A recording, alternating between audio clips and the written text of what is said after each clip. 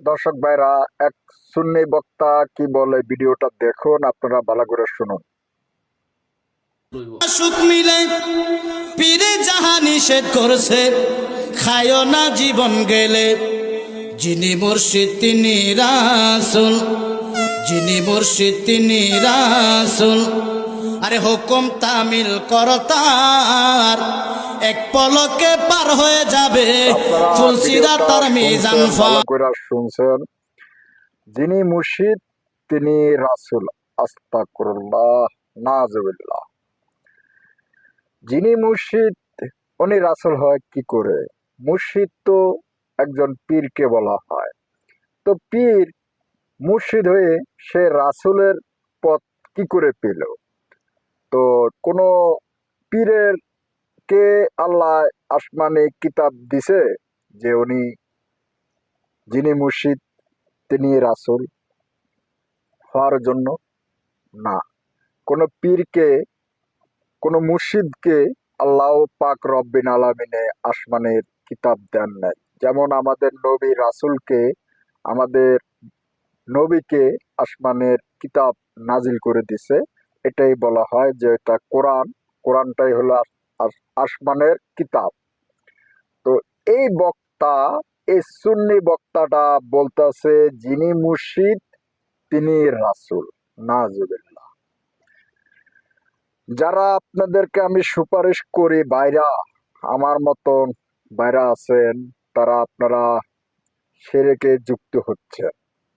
আপনাদের কাছে আমি ক্ষমা চাই, যারা আপনারা মাজারে যান, যারা মাজারে যাইয়া মোমবাতি আগরবাতি জ্বালান আর এসব বক্তাদের ফতুয়া শুনেন, পুরাই শিরকগিরি হচ্ছেন।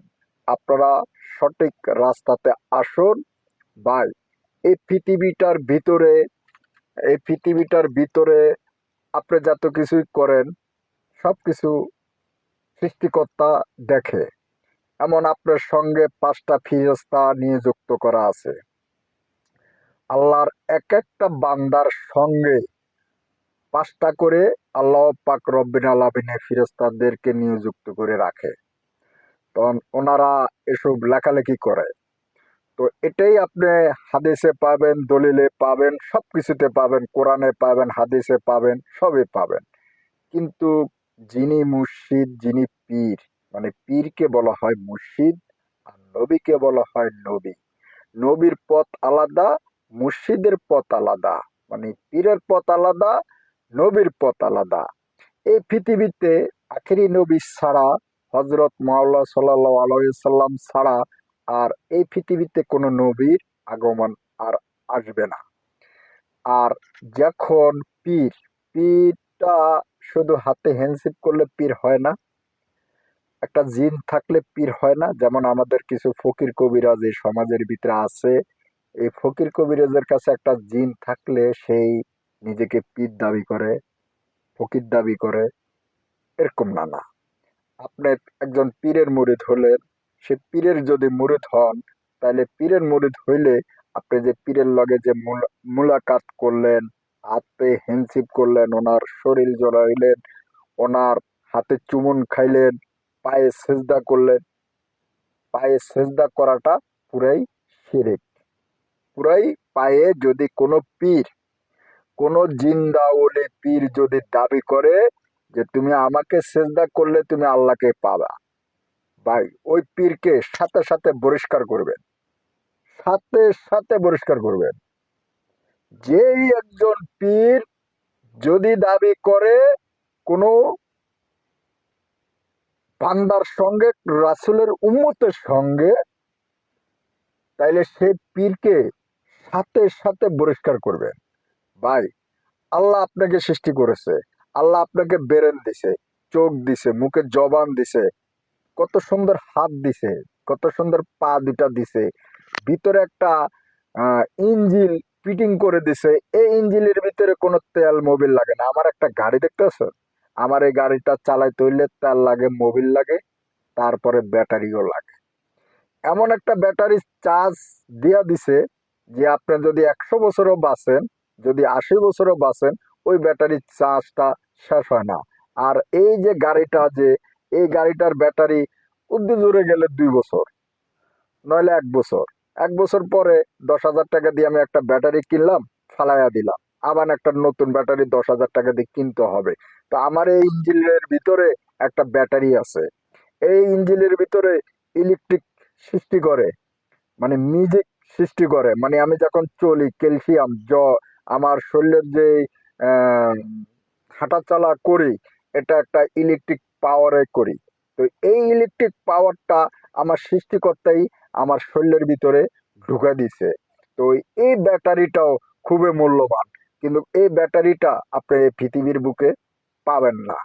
যে ব্যাটারিটা সৃষ্টিকর্তা আপনার ইঞ্জিনের ভিতরে ঢুকে দিছে, এটা কোনো পীরের বাবারও সাধ্য নাই। কোনো পীরের বাবা একটা মরা মানুষকে জীবিত করার কোনো সাধ্য নাই। একটা মরা মানুষকে জীবিত করার সাধ্য হলো আমার সৃষ্টিকর্তার। আপনার আর আমার সৃষ্টিকর্তার সাধ্য আছে। যে আল্লাহ যদি চায় যে একটা মরা মানুষকে জিন্দা করতে, আল্লাহ পারবে, আল্লাহ অবশ্যই পারবে, আল্লাহ পারবে। কিন্তু আল্লাহ ছাড়া কোনো পীরের বাবারও সাধ্য নাই। তো ওই রাসূল এক জিনিস, পীর আর এক জিনিস। যিনি মুর্শিদ তিনি কখনো পীর হতে পারে না। ওনার উপরে আসমানের কিতাব কোনো নাজিল হয় নাই। আপনারা কোরআনে হাদিসে দলিল পত্রতে গাঁড়েন, কোনো পীর নামে কোনো দলিল হয় নাই, কোনো আসমানের কিতাব আসে নাই।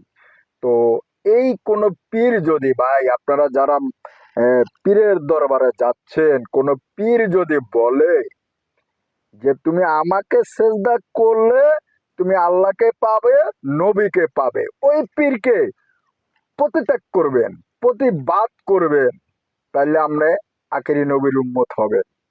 নবীকে বিশ্বাস করেন, আল্লাহকে বিশ্বাস করেন। নবী আপনাকে দেখা দিছে। নবীর যত সাহাবীরা গণ আছে, যেমন আলী, ওমর ফারুক, ওমর আনু, এই যত সাহাবীদেরকে কোনোদিনও নবী বলে নাই। তাইলে তো নবী বলতো যে, নবী পরিচয় দিত, আল্লাহ তুমি আমাকে মাফ করে দিও। হ্যাঁ, নবী বলতো যে হ্যাঁ তোমরা আমাকে সেজদা করো, আমি আল্লাহ। তাহলে নবী পরিচয় দিত। তাহলে নবী যে জায়গাতে নবী পরিচয় দেন নবী সাহাবীদেরকে, সেখানে একজন পীর কিভাবে দাবি করে যে তোমরা যদি আমাকে সেজদা দাও তাহলে তুমি আল্লাহকেও পাবা, নবীকেও পাবা? তাহলে কি হলো? কুফরি করা হলো। তাহলে এরকম কুফরির প্রস্তাব যদি কোনো পীর আপনাদের সমাজে দিয়ে থাকে, যারা অলি আল্লাহর মাজারে যান, যারা আপনারা দরবারে যান, যারা মাজার জারাত করতে যান, যারা দরবারে যান, এসব এই আলেমদের ফতুয়ার কারণে, এই আলেমদেরকে স্মরণ করে আপনারা সেরেকগিরি করতে যাবেন না। সেরেকগিরি করতে যাবেন না ভাই। আজও আমি এই পৃথিবীর থেকে চলে যাব, আমি 50 বছর বাঁচতে পারি, 50-60 বছর বাঁচতে পারি। আল্লাহ যতদিন আমাকে হয়াত দিছে, চলে যেতে হবে এই দুনিয়ার থেকে। এই দুনিয়ার দাঁড়িতে আমি একজন মেহমান, এই দুনিয়ার দাঁড়িতে আমি একজন মেহমান, একজন অতিথি। তো আমি একজন যে অতিথি হয়ে আসলাম, আমি 2 দিনের প্রেমের কান্ডারি হয়ে এই দুনিয়াতে আমি অতিথি হিসাবে এসেছি। সারা জীবনের জন্য না, আমার আরেকটা কাল আছে, সে কালে আমার চলে যেতে হবে। যেদিন আল্লাহ পাক রব্বিন আলামিন আজরাইলকে হুকুম দিবে, সে আজরাইল আইসা আমার জানটা কবজ করে নেবে। কারণ বাবার সাধ্য নাই ওই আজরাইলকে বেটু দেওয়ার জন্য। ঠিক আছে? তো ভাইরা, আপনাদের কাছে, আপনারা যারা পীরের দরবারে যান, যারা পীরের রোজাতে যান, যারা ওরস মাহফিলে যান, কোনো পীর জিন্দা ওলি যদি সে হয়, হক, কিন্তু এরকম ধরনের ফতুয়া যদি দেয়, যেমন আমাকে তুমি নবী মানতে পারো, আমাকে তুমি খোদা মানতে পারো, আমাকে আমার পায়ের তলে তুমি চুমন খাও, সেজদা দাও, তাইলে আমাকে মানলে তুমি আল্লাহকে পাবা। আমাকে সেজদা করলে আমার ভিতরে আল্লাহ দাবি যদি করে, আমার পায়ে যদি চুম্বন খায়, তাইলে তুমি নবীকে পাবা, আল্লাহকে পাবা। এরকম ধরনের কোনো পীর যদি দাবি করে, যদি এরকম কথা উচ্চারণ করে, তাকে প্রতিবাদ করবেন, এমন তার দরবারের থেকে বেরিয়ে আসবেন। বেরিয়ে আসবে ভাই, ভালো হবে ভাই। আপনি ওই দুনিয়াতে যদি চলে যান, এসব হলো শিরক। যেমন আমাদের মূর্তি পূজা, এখন আপনি করতেছেন কি, ওই পীর যখন কথাটা বলতেছে যে আমাকে সেজদা করলে তুমি আল্লাহকে সেজদা করা হলো, তাহলে ওই কথা ধরে আপনি চিন্তা করবেন যে এই কথা ধরে যদি আপনি ওই একটা মানুষকে মূর্তি পূজা করা আর একটা মানুষ পূজা করা আর আল্লাহকে সেজদা দেওয়া বহুত বেশ কম ভাই। আপনারা মাথার ভেরেন খেলেন। আপনাদের চোখ আল্লাহ দিছে, জবান আল্লাহ দিছে, বেরোনো আল্লাহ দিছে, হাতও আল্লাহ দিছে, এই পা দুটাও আল্লাহ দিছে, শরীরের ভিতর একটা ইঞ্জিল ফিটিং করে দিছে ভাই। আপনারা বেরেন খেলেন। কোনো লোক কোনো লোক যদি এসব কথা বলে, এসব ফতুয়া দিয়ে এটা একটা ব্যবসা কারখানা খুলে থুইছে, কিন্তু আপনাকে জাহান্নামে ফেলে দিচ্ছে, আপনাকে জাহান্নামে ফেলে দিচ্ছে ভাই। আপনার নবীকে অনুসরণ করুন, কোরআনকে অনুসরণ করুন, হাদিস অনুসরণ করুন। কোরআন আপনি যদি নাও জানেন, একটা আপনার এলাকার ভালো আলেমের কাছে যান, কোরআনে স্পষ্ট লেখা আছে, স্পষ্ট লেখা আছে, আপনি সব কিছু জানতে পারবেন। তখন আপনার জ্ঞান বুদ্ধি সব কিছু ভাই খুলে যাবে।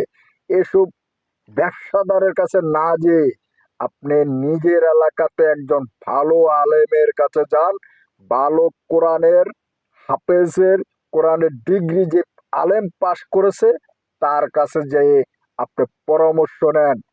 তাইলে নবীও তো ওনার সাহাবীদেরকে বলতো যে তোমরা আমাকে সেজদা করলে তোমরা আল্লাহকে পাবা। নবী তো কোনো সাহাবীদেরকে বলে নাই, ওমরকে বলে নাই, ওমর আনকে বলে নাই, ফারুকরে বলে নাই। নবীর যত সাহাবীদের মাধ্যমে যে হাদিসগুলো আমাদের আলেম সমাজরা প্রচার করে, ইসলামী দিনের আলো প্রচার করে, এরকম কোনো দলিলে এরকম ধরনের কোনো লেখা নাই, কোনো লেখা নাই। নবী বলছে আমি যাকে সেজদা করি তোমরা তাকে সেজদা করো, আমি যাকে সেজদা দিচ্ছি তোমরা তাকে সেজদা দাও। নবী তো তাইলে এই পীরের মতন দাবি করে বসতো। কোথায় কোথায় এই পৃথিবীটা 18,000 মাকরুম, এই পৃথিবীটা যে নবীর জন্য, আখির নবীর জন্য সৃষ্টি করেছে, সেই নবীও কোনোদিনও মুখ দিয়ে উচ্চারণ করে নেই কোনো মানুষের সঙ্গে, কোনো নবীর উম্মতের সঙ্গে, কোনো নবীর সাহাবীদের সঙ্গে নবীজি উচ্চারণ করে নেই যে আমাকে সেজদা করলে তোমরা আল্লাহকে পাবা, আমাকে আল্লাহ মানো, আমি আল্লাহ। নবীজি এরকম কোন ডকুমেন্টসের পরিচয় দেন নাই। তাইলে একটা পীর, যে পীর নবীর উম্মত, যে পীর আদম, সে পীর কিভাবে নবী হয়? আপনারা এই বক্তব্যের মধ্যে আপনারা এই মাজার পূজারি যারা করেন, আপনারা ভাই অন্ধকার জগতে আছেন, কবরে আজাবে আছেন। কবরের আজাব কঠিন আজাব ভাই। কোরআনে যেরকম স্পষ্ট করা আছে আজাব আছে, কোরআনে যেরকম স্পষ্ট করা আছে, হাদিস দলিলে আছে, আজাব আছে। আজাব ভাই 100% শিওর ভাই। বৃহস্পখানা শিওর, আজাবও শিওর, আপনার দোজকখানাও শিওর, আপনার বৃহস্পখানা শিওর। এটার এক তিল পরিমাণ ভাই মিথ্যা হবে না ভাই। তো এসব আলেমরা আপনাদেরকে জাহান্নামে চৌরাস্তা নিয়ে যাচ্ছে ভাই।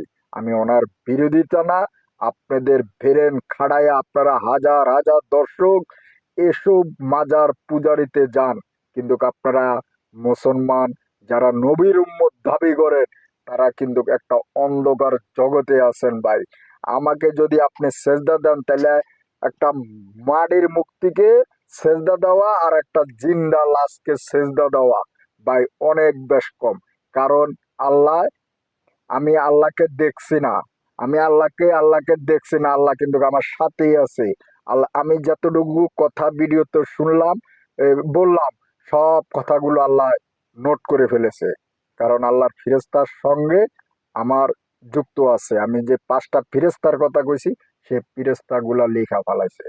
তো কথা হলো কি, এই আমার এই কথাগুলো আল্লাহর ডায়েরিতে জানা হয়ে গেছে, লিস্ট হয়ে গেছে ভাই। তো আল্লাহকে আমি না দেখে আমি সেজদা করছি, আল্লাহকে আমি সেজদা দিচ্ছি, এটাই আল্লাহ অনেক খুশি।